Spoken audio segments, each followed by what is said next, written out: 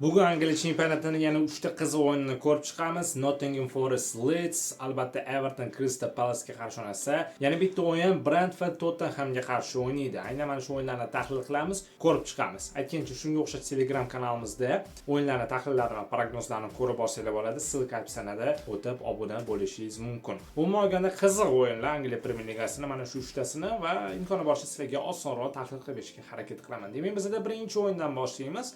Albatta bizda yana qiziq kutilgan, uzoq kutilgan o'yinlardan biri Nottingham Forest albatta Leedsga qarshi.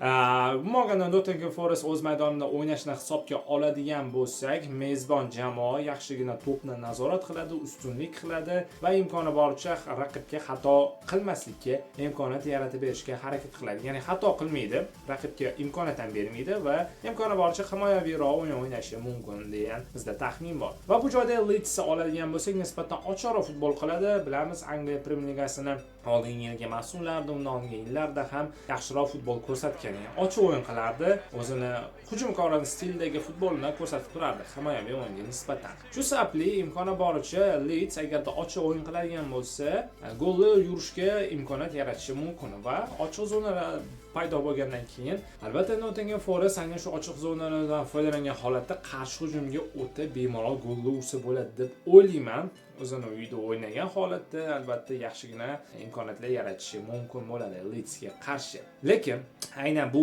Angliya Premyer Ligasining mana shu o'yinida mana shu komanda yutadi deb biz tanlov qila olmaymiz. Aynan bittasini ajratib ko'rsatishimiz qiyin bo'ladi.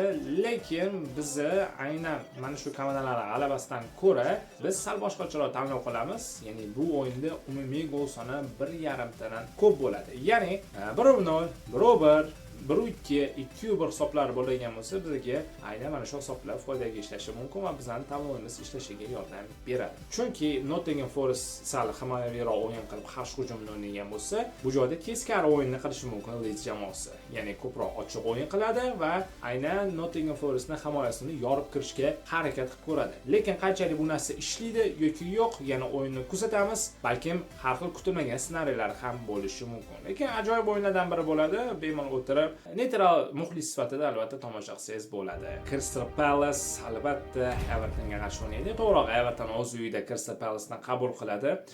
Crystal Palace albatta qarshi hujumda o'ynashni yaxshi ko'rgan jamoalardan biri. Unchalik ochiq futbol qilmasa ham, lekin qarshi hujumlarda juda xavfli hujumlar bilan raqibga muammo tug'dirishi mumkin. Va bu joyda Evertonni oladigan bo'lsak, Everton o'z uyida 3 ochkoni olishga harakat qiladi. Muxlislar qarshisida o'ynayapti, mezbon komanda va ular nisbatan ochiqroq futbol qilsa kerak deb o'ylayman, lekin qiyinroq bo'ladi. Ular ham ko'pincha qarshi hujumlarda o'ynagan o'yinlarni men shaxsan ko'rganman. Shunga ikkala jamoa bu o'yinda boshlarda bir-birini o'rganishga harakat qiladi.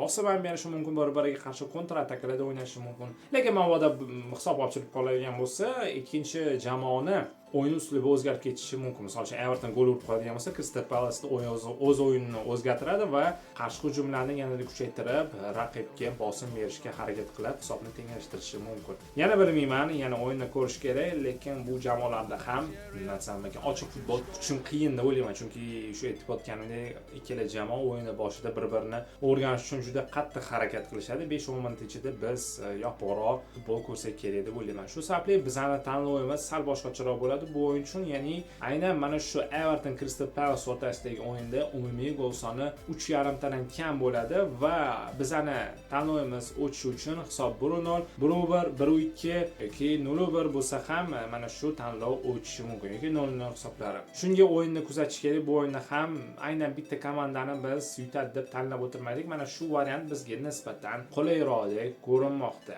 Brentford Tottenhamni qabul qiladi o'z uyida.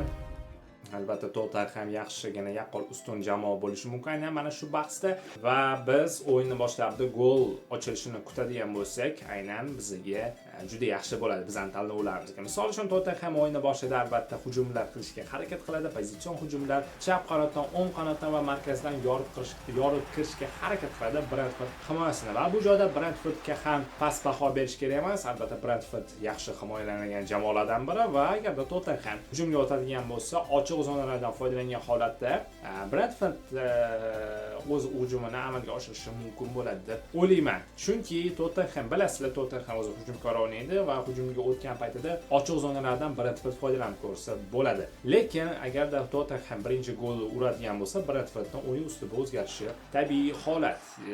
Agarda gol urish uchun hujumni tashkillashtirib, agarda himoyada sal xato qilib qo'yadigan bo'lsa, unda Brentford gol urib ketishi ham hech gap emas. Shu sababli biz aynan bu o'yinda Tottenham yutadi deb tanlaganimizdan ko'ra, biz aynan mana shu o'yinda Tottenham mag'lub bo'lmaydi x2 va umumiy gol soni 1.5 dan ko'p degan tanlovni tanlasak bizga ma'qulroq bo'ladi. Ya'ni 1-2, 2-1 yoki bo'lsam 0-1, 0-0 hisoblari bizga to'g'riroq keladi. 2-1 emas, balki 1-2 Tottenham foydasiga bo'ladigan bo'lsa, hisoblar hammasi Tottenham yutqazmasa, aynan bizning mana shu tanlovimiz ishlashi kerak deb o'ylayman. Lekin o'yindagi gol qancha ertaroq bo'ladigan bo'lsa, shu sabab shunga yarasha ancha o'yinda mahsulligi, o'yinda pozitsiyasi, tempi yaxshilanishi mumkin. Shunaqa qilib biz yakuniy ekspresslarni endi ko'rib chiqamiz. Demak, bizda birinchi o'yin Nottingham Forest Leedsga qarshi o'ynayotgan edi va bu o'yinda umumiy gol soni 1.5 dan ko'p bo'ladi dedim. Ikkinchi o'yinda biz albatta yana bir qiziq o'yinlardan biri Everton va Crystal Palace o'yinini ko'rdik va bunda biz yopiq o'yin bo'ladi dedik. Shu sababli umumiy gol soni 3.5 tadan kam bo'ladi va oxirgi o'yinda biz Tottenham mag'lub bo'lmaydi dedik, x2 va umumiy gol soni 1.5 tadan ko'p. Shu sababli o'yinlarni kuzatinglar, bular hammasi 100% ishlaydi deb men garantiya bermayman, lekin biz jamoaning oxirgi o'yin uslublari, tarkiblariga qarab mana shu tanlovga keldik. Aytgancha, shunga o'xshash o'yinlarni, tahlillarni, prognozlarni Telegram kanalimizdan ko'rib olsangiz bo'ladi. Silka opsiyasida o'ta qiziq bo'lishingiz mumkin. Juda qiziq o'yinlardan biri bo'ladi. Har birini ko'rib chiqing va shundan keyin esa ma'lum bir xulosalarni o'zingiz uchun qilib olsangiz bo'ladi. Video yoqqan bo'lsa like bosishni esdan chiqmasin, bizni kuzatishda